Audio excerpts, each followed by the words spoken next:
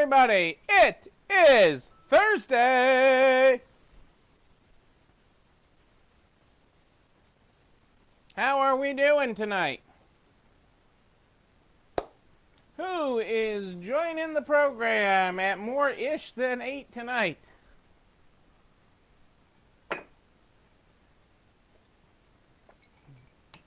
Hello everybody. How are you tonight? Kristen, hey there. Good to have you here. Welcome to Thursday night. What is happening in the world tonight? You're number one tonight, Kristen. Congratulations.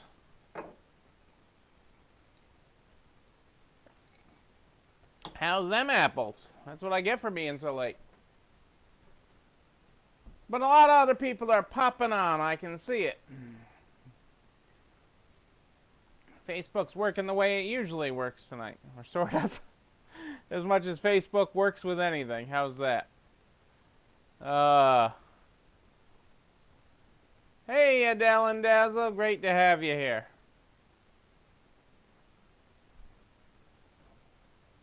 Great to have you here. What is everybody grateful for this Thursday night? Thursday night, what are we grateful for? What is good? And give me the good that's happening in your world. Tell me about it. And while you think about that, I'm going to think about where I put down some glasses.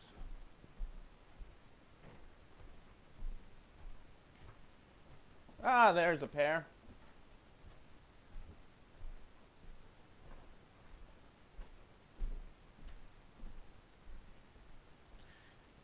Okay, we've got readers. Or cheaters. Hey, Kitty's with us. Hey, Kitty. Well, folks, tell me about it. Tell me what we're grateful for.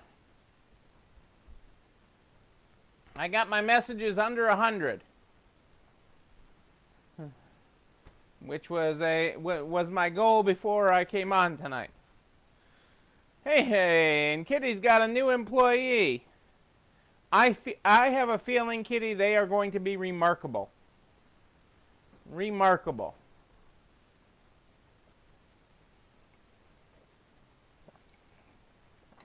Good for you. I'm excited for you. Yeah, we're way more-ish tonight than 8, Rick. Way more-ish tonight. Hey, Joanne. Great to have you with us. I heard you're going to have a rockin' new website, Joanne. That's what I hear. Mani-pedi for Pat and the peanut. Did you get the mani-pedi or did Dick get it, Pat? That's what the world wants to know. Did Dick get a mani-pedi today? How's that? They mani-pedi your peanut gallery today. That would be great. Everybody wants to know what color he got. It is great to have everybody here tonight. What are we grateful for? I know Pat's grateful for our mani-pedi and me making her peanut gallery laugh. But what are we grateful for tonight on Thursday night? This 3rd day of September. He didn't. Well, at least if he stayed out of the way, Pat, I guess that's okay. You should be excited, Joanne. I hear it's going to be great. It's good things. Good things. You know, and then you'll wake up to cha-chings, which is a wonderful sound. Something, you know, that it's a sound that never gets old. I don't care, you know. It just doesn't. It's that when you get that cha-ching of an online sale, it just doesn't get old.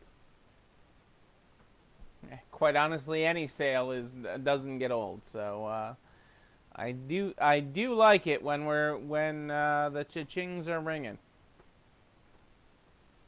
And you know, it's not a bad start to September. So I mean, for the world that we're in, I'll take it. I shall take it. Although one of my employees got paid double today. They got two direct deposits today. I'm like, out of all the employees, only one got that. You'd think everybody would get it, nobody would get it. Everybody got paid what they were supposed to, but one employee got paid the exact amount twice. Hey, Ann, how are you? And they were honest about it. I mean, we would have caught it anyways, but they were not. They were straight up about it, which was great. Made it easier. So, good to have you all here. We're going to do some rocking and rolling here since we're running late tonight. We will open the Good Morning, Good Night book and see what we find here. Done that one, done that.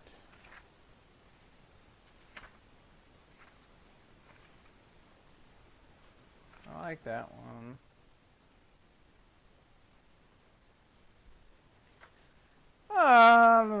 Did we do that one?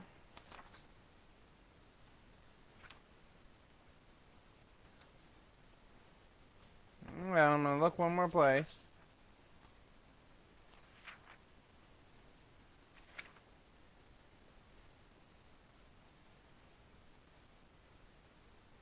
Oh, I like this one. I don't know that we've done this. Page 112 in the Good Morning, Good Night book is where we're going. Page 112. Good morning, rise and shine, or rise and sulk, or rise and weep, or rise and roar. But rise, rise. That is our good morning. Rise, because it's a good week to have a good week.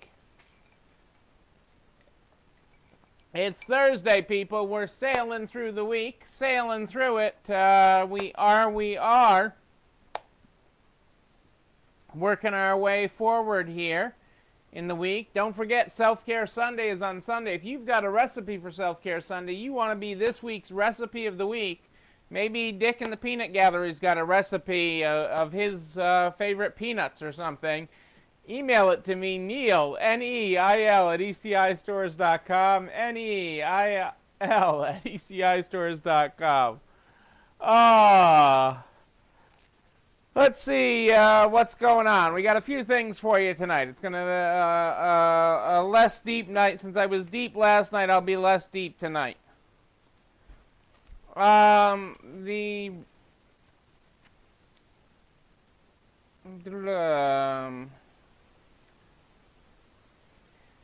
The July Optimism Index for retail was 99.9, closely tracking to the overall economy and 10 points better than last quarter. Well, I'm glad that retail is being more optimistic.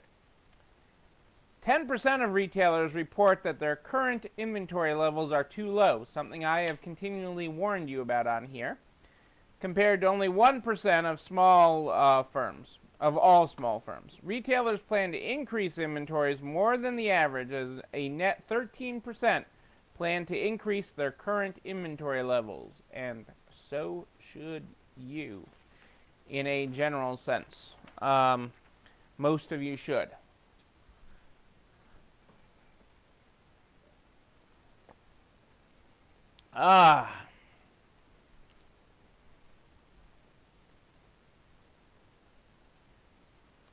Okay, so the family, I wanted to talk briefly tonight because there's been updated guidance from the Department of Labor under the Family First Coronavirus Response Act, Family Leave.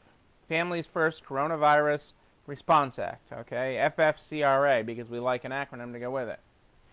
Okay, which requires all employers with fewer than 500 employees to provide all employees 2 weeks, up to 80 hours of paid sick leave at 2/3 the employee's regular rate of pay because of a bona fide need to care for an individual subject to quarantine or care for a child under 18 years of age whose school or child care provider is closed or unavailable for reasons related to COVID-19.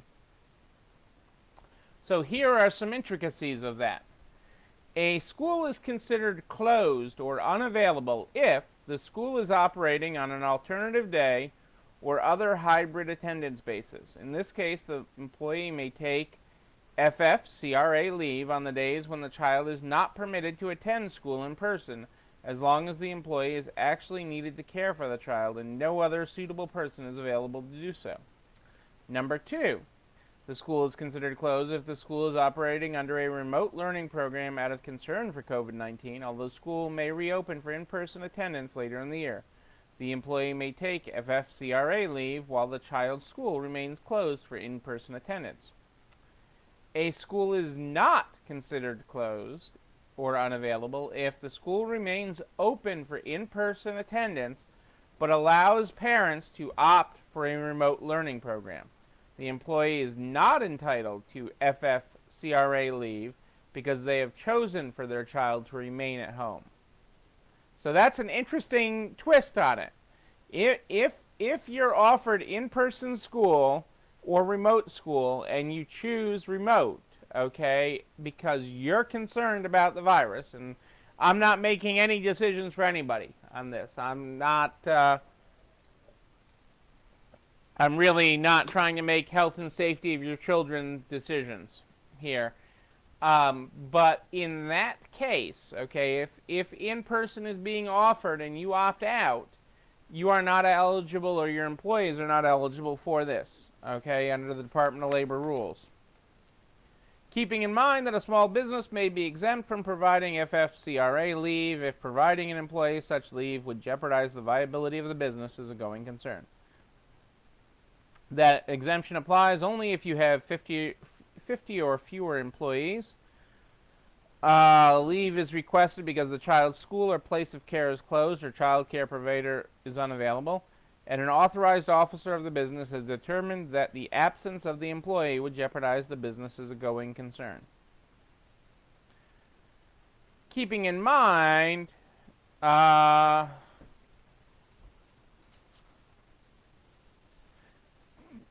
got Krispy Kreme, Melissa. I'm jealous.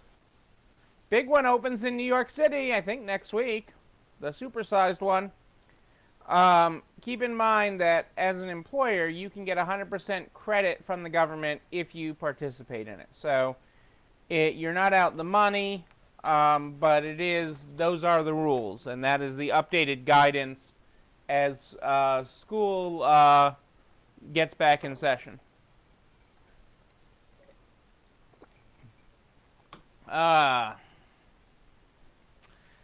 In other news, we got to deal with the payroll tax deferral again.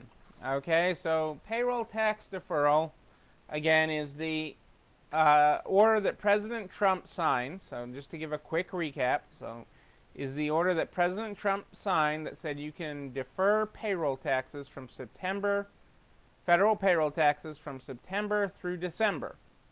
He also ordered the Treasury to explore ways to get that completely forgiven. Excuse me. Which would require legislation, which isn't likely to happen. So what do you do as an employer? Or what are the actual scenarios here? So here is the, from our friends at Ernst & Young, the implications for the employer and the employee with this spelled out. So there's 4 scenarios. Scenario number 1, the employer stops withholding and the employee's tax is later forgiven via legislation. This is the most tax favorable outcome. Neither the employer or the employee would be liable for the tax, and the employee has access to the funds once the employer stops withholding. The legislation may also address how the forgiveness would affect the accrual of Social Security credits by the individual, because you're able to claim Social Security based on the number of quarters you pay into it, etc. But leaving that aside. Now, so that's the most favorable situation. Situation number 2. The employer does not stop withholding and the employee's tax is later forgiven via legislation.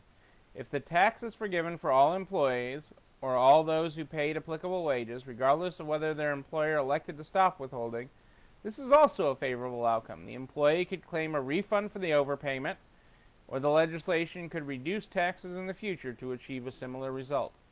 As in the first scenario, the legislation may also address Social Security credit accrual. If the legislation only forgives taxes for employees whose taxes were not withheld, however, um, employees who employers continue withholding may be unhappy that the employer effectively denied them a benefit. So in scenario number 2, if the this hypothetical future legislation only gave the credit to people whose employers stopped withholding, okay, which is what the president wants us to do, then those of us that didn't stop withholding could potentially have employees mad at us. Hey, Kath, great to have you here. Scenario number 3. Now we get into the more dangerous scenarios. Scenario number 3. The employer stops withholding and the tax is not later forgiven. This produces the least favorable outcome. Under the notice, the employer's deferral of its obligation to withhold ends on January 1st, at which point the employer must begin ratably withholding on employee wages to make up for the deferral by April 30th. So you have to make up for the deferral between January 1st and April 30th. So during the 4 months, in the first 4 months of 2021, you have to collect double, basically. And the ratable withholding is a requirement, preventing the employer from collecting a sort of balloon payment from a bonus or otherwise accelerating the collection. The notice does not address contingencies such as an employee who leaves before 2021 or during the ratable withholding period. Nothing in the notice provides permanent relief from the obligations and penalties otherwise imposed on the employer. That is, the employer remains jointly and severally liable for the employee's tax and subject to penalty if the tax is not paid. So if you don't pay it, and even if the employee quits, you're still on the hook for the tax. And if you don't make good on it by April 30th, interest and penalties will then come into play. And the last scenario is you don't stop withholding and the tax is not forgiven. Although this outcome means that taxes are still due in the normal course, no adverse consequence or risk arises. And that's the one I'm going with. So again, it's my recommendation not to do the deferral, to actually continue to take taxes out, is my recommendation. So that would be what I recommend you do. And those are the consequences of doing otherwise. Or the potential consequences of doing otherwise. Our friends at Macy's, their digital sales grew 53% in quarter 2, which offset COVID-19 inflicted damage. Macy's reported better than expected quarter 2 sales, with store losses supported by its digital growth. The number 19 retailer, which includes the Macy's, Bloomingdale's, and Blue Mercury brands, reported net sales of $3.56 billion, down nearly 36% from the prior year.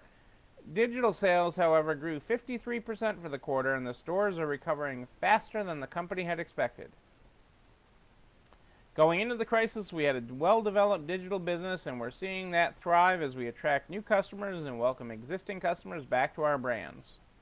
The apparel retailer's immediate priority is the holiday season, in which it intends to heavily leverage curbside pickup, and laying the groundwork for 2021, we plan to invest in fashion, digital, and omni-channel, work with agility, and galvanize the resources of the company to serve our customers and move the Macy's business forward. Like many retailers, Macy's has struggled to reverse the damage wrought by COVID-19. Moving forward, the company still has store openings on its roadmap as it optimizes its footprint. It's testing smaller storefronts that aren't attached to shopping malls. And they're also planning an off-mall Bloomingdale's.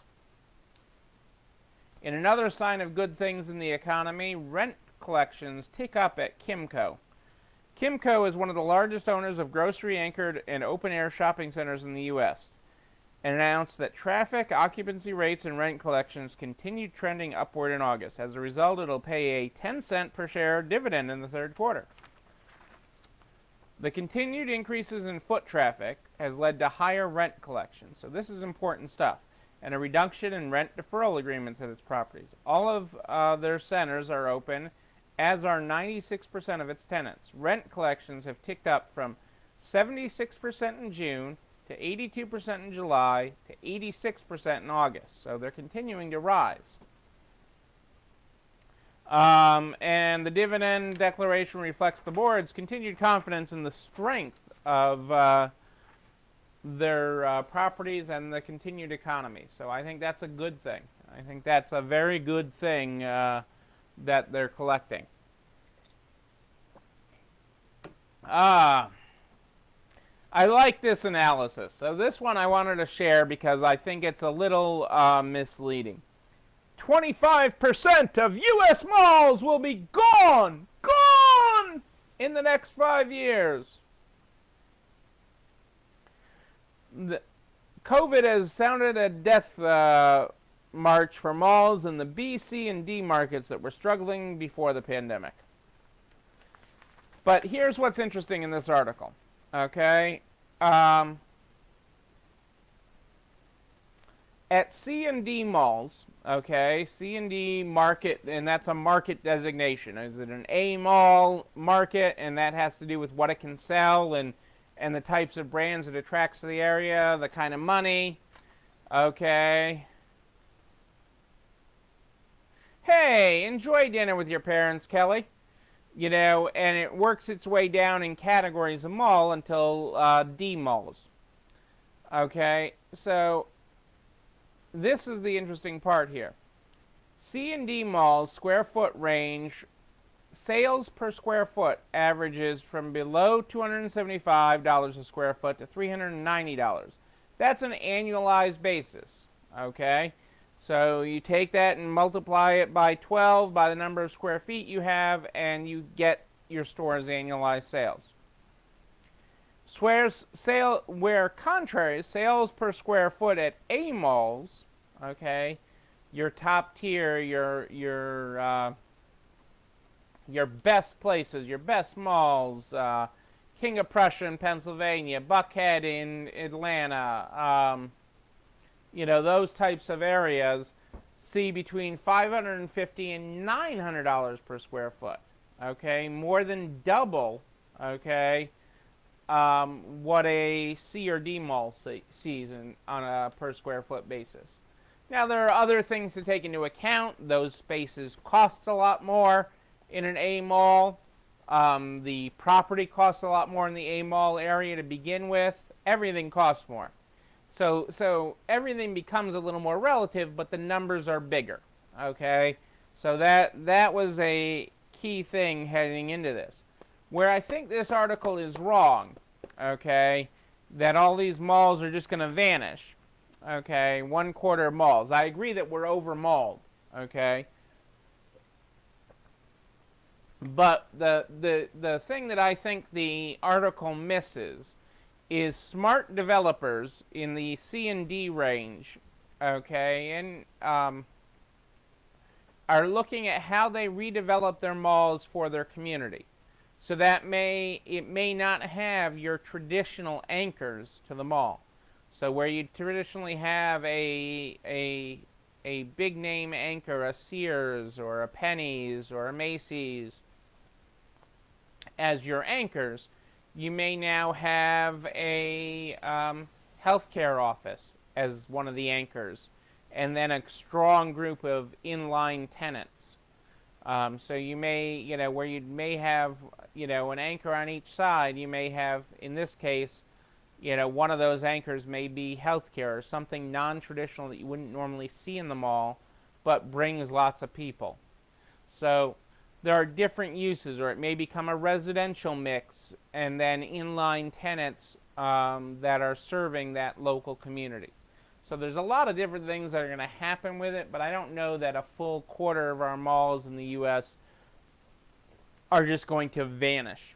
I think that's a little, it's a good headline teaser, but I think it's missing the boat on that. back to Macy's for a second, because this was and this goes to what I am talking about. If you have read the September Narts newsletter, and if you haven't, you should open it up and take a look at it. But if you have read the September Narts newsletter, my article talks about moving everything up. And Macy's is talking about how they're preparing for a holiday season like no other. And they're calling for a more drawn-out holiday season this year, with sales kicking off prior to Thanksgiving Day. With fewer activities to do and events to attend, Macy's expects consumers won't be exchanging so-called experiential gifts like Broadway tickets. Instead, they expect categories like beauty and home to be trending gifts this year. As the country grapples with the pandemic, he's anticipating a more drawn-out season, with shopping kicking off in earnest prior to Thanksgiving. And with fewer activities to do and attempts to attend, Macy's also expects consumers won't be exchanging so-called gifts like tickets. Instead, but America comes to Macy's for celebrations. We are reimagining our iconic events that deliver the magic from the holidays, from the Thanksgiving parade and local tree lightings and holiday windows. But another thing, they noted in his call to shareholders, another challenge for retailers shaping up for the holiday season are supply chain constraints, as companies scramble to place orders for merchandise and stock their shelves before it's too late, such as if there were another wave of COVID, or, quite honestly, there's going to be constraints because the wholesalers, the manufacturers, are very hesitant in who they're extending credit to, and who they're taking. They're requiring much more cash up front, because they don't want to get stuck with the ball if these retailers file bankruptcy after the holidays. So there's a much more push for cash on the manufacturing side. So again, they're going to be inventory constrained, partly by choice, because a lot of the big guys aren't ordering enough, so it's a self-defeating prophecy, okay? And partly because of who they're buying from and who's making their stuff, and that supply chain. You don't have that problem, so make sure your supply chain is working. Make sure your supply chain is bringing you what you need. Macy's is banking on less discounting this year. So, I mean, they're trying to keep things moving, whereas Kohl's is looking at more promotions. So, we'll see how that all plays out. I think the big guys always talk about doing less discounting and then end up doing it. But that's because they do it because they've overbought. Okay, and this year there'll be none of that because they haven't. Okay, they aren't bringing in too much inventory. Excuse me. If anything, they're bringing in less inventory. So keep that in mind as, again, making sure your shelves are stocked. So our friends at Walmart, okay, have announced what they believe are the key toys to have. I mean, remember when you used to get the big book, the Toys R Us big book of toys, and get so excited, and you'd circle it, and I gotta have this, and I gotta have that, and thank God there's 8 days of Hanukkah.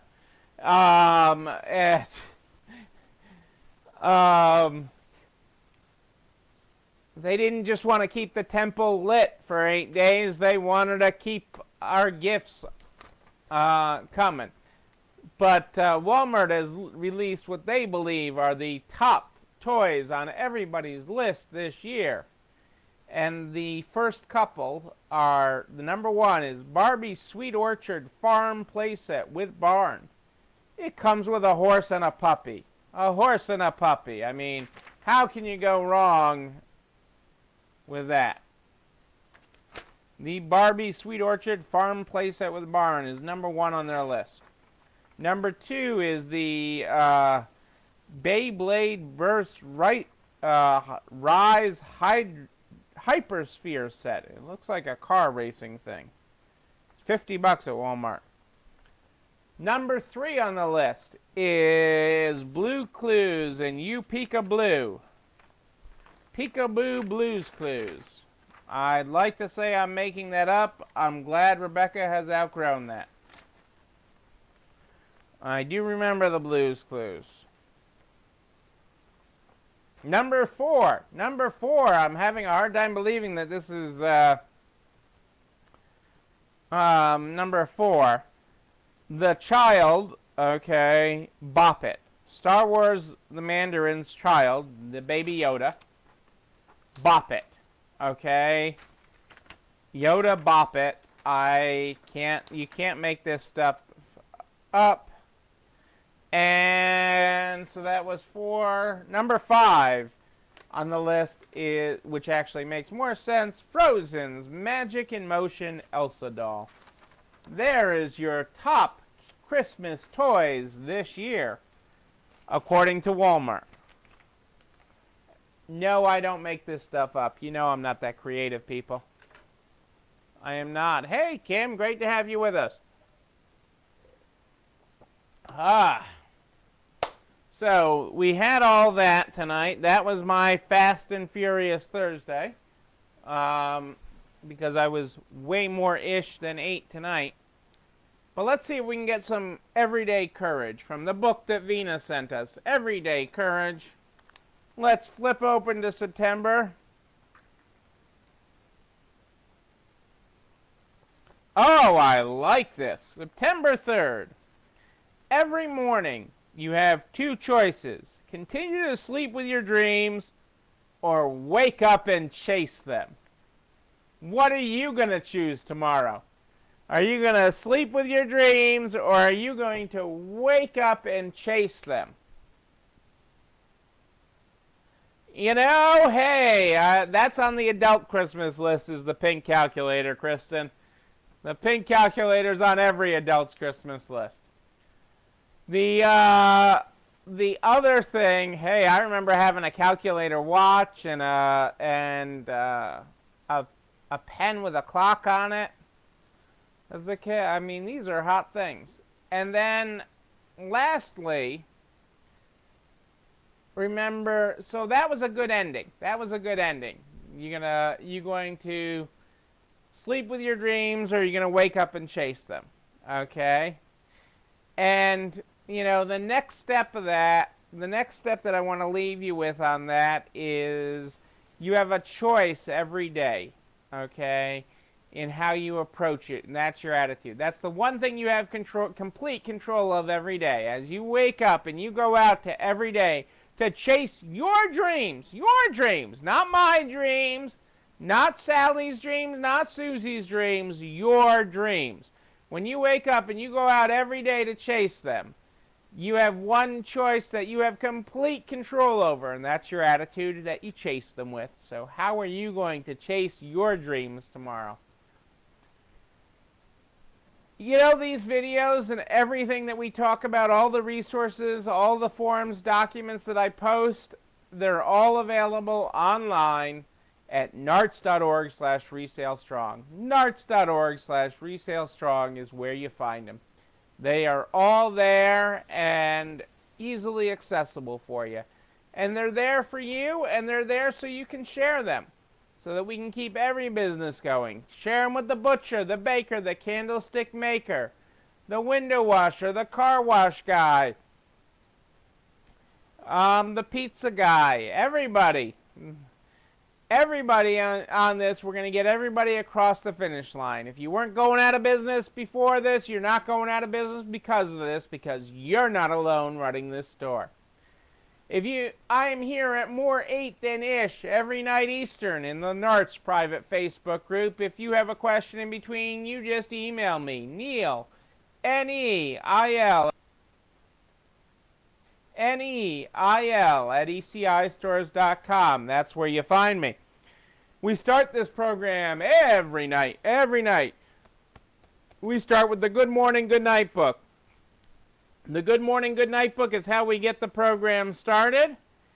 Tonight we started with, on page 112, if you're following along, good morning, rise and shine, or rise and sulk, or rise and weep, or rise and roar, but rise.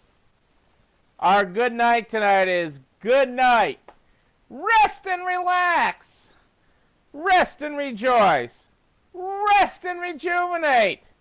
Rest and redouble your efforts, but rest so that you can go out there and chase your dreams.